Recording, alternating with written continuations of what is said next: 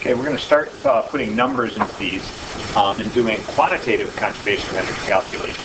And in order to do that, we need to be able to calculate potential energies and kinetic energies. So the equation for potential energy is going to be mgh. G is the acceleration of gravity, about 10, and then h is the height. And the second equation, the one for kinetic energy, is going to be 1/2 mv squared for kinetic energy. We will deal with spring potential energy a little bit later. Right now we're just dealing with gravitational potential energy and kinetic energy. So here's an example. I have a 500 kilogram roller coaster that starts to rest at the top of the first hill. It's going to go down the hill and speed up, and at B it's going to be going really fast, and it's going to slow down as it goes up to C, and then speed up again and end up at D. And we're actually going to be able to calculate the velocity at point B. And this is where energy gets kind of powerful, because we can't really draw a free body diagram on this curvy shaped track. If we have a nice incline plane, we can. But you can't really do it for this. So energy is going to be the only way that you're able to solve this type of problem. So first, we're just going to sketch some graphs to kind of get our heads around what's happening in the problem. So I'm going to look at point A, and I'm going to make a note of potential energy, kinetic energy, and total energy. Now, these are just qualitative, so it doesn't really matter how tall I make them. I just want to know how big they are relative to one another. Well, at A, the velocity is 0. That's going to tell me that the kinetic energy is going to be 0. So I have no kinetic energy. Okay, but I'm going to have a lot of potential energy because that's the highest point on the curve. So I might make that a pretty tall charge, maybe make it 4 boxes, something like that. Then my total is just the sum of those, so 4 boxes plus 0, total of 4 boxes. So that's point A. Now at point B,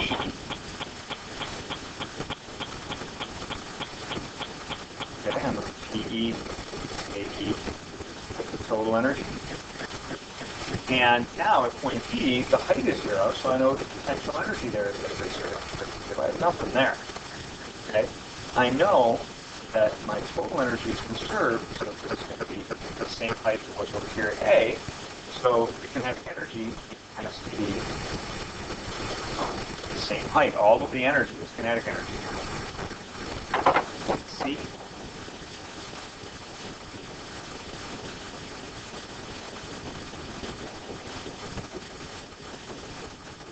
Okay. Now I have some potential because it has some height. I'm going to have some kinetic. And I know the total has to be the same height as it was before. Okay. Now, half I, potential energy should be half I. I actually know that's going to be true because I looked at equation PE equals mgh. PE and h are directly related. So if the height is half as high, E will be half as high. Now, my total energy is 4 high. If the potential energy is 2 of it, and then our last point is going to be like PE.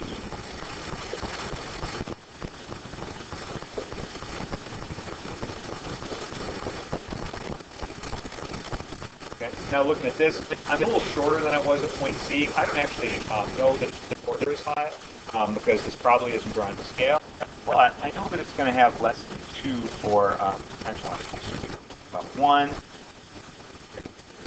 about 4. This actually now again, this is at least exactly because I don't really know it's a quarter.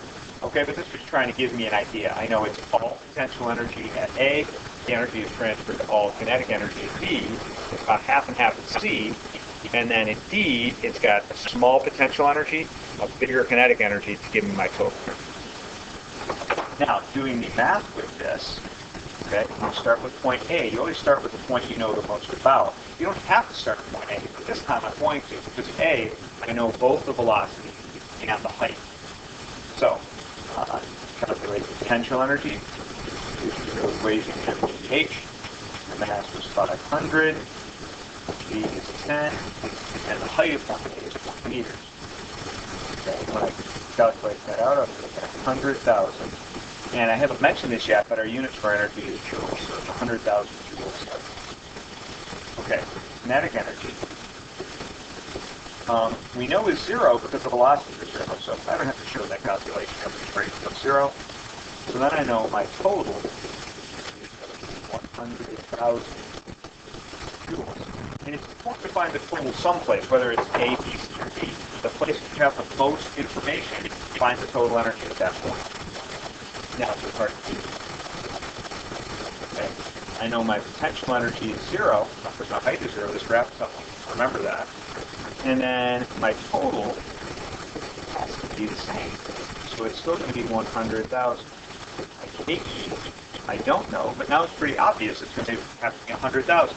Because the PE of 0 plus whatever the KE is has to add up to 100,000. So I can say, therefore, the kinetic energy is 100,000.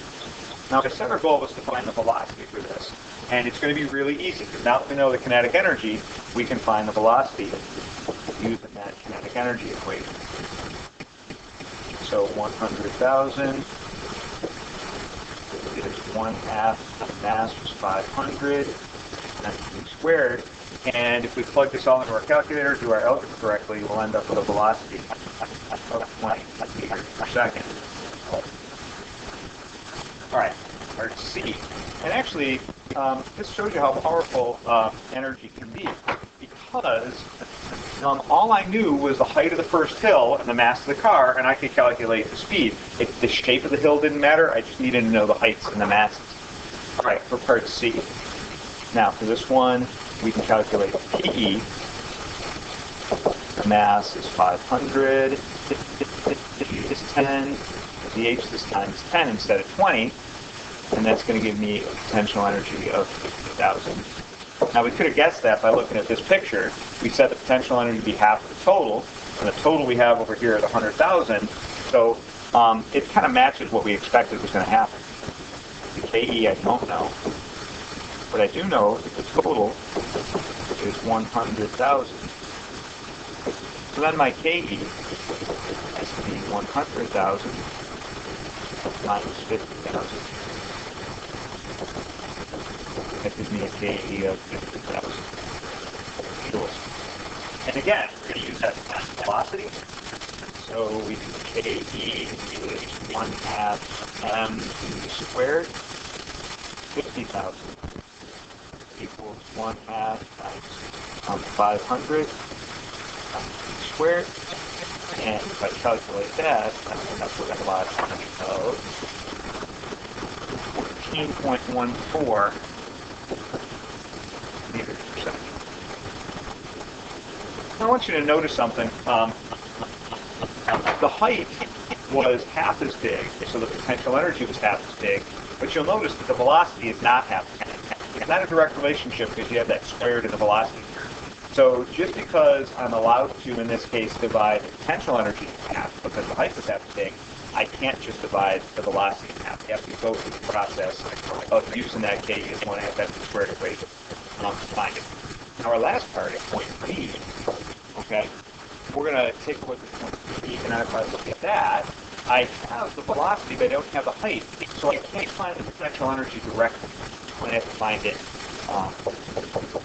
after I find the kinetic energy. But with KE, 1/2 m squared, 1/2 mass is 500, and if I'm not mistaken, the velocity was velocity. So times 15 squared. And if I calculate this out, I'll get a value of 56,250 joules. Now, remember, my total energy has to be 100,000. Okay, and since I know that, I can find the potential, because potential plus 56,250 has to equal 100,000. So to get potential energy, I'm just going to subtract. So PE is going to be 100,000 minus 56,250, and that's going to give me a potential energy of 43,750 joules. And from that, I can find the height by doing PE is mgh, 43,750 is the mass was 500, G is 10, and then times H. When I solve that, I get up 7.5.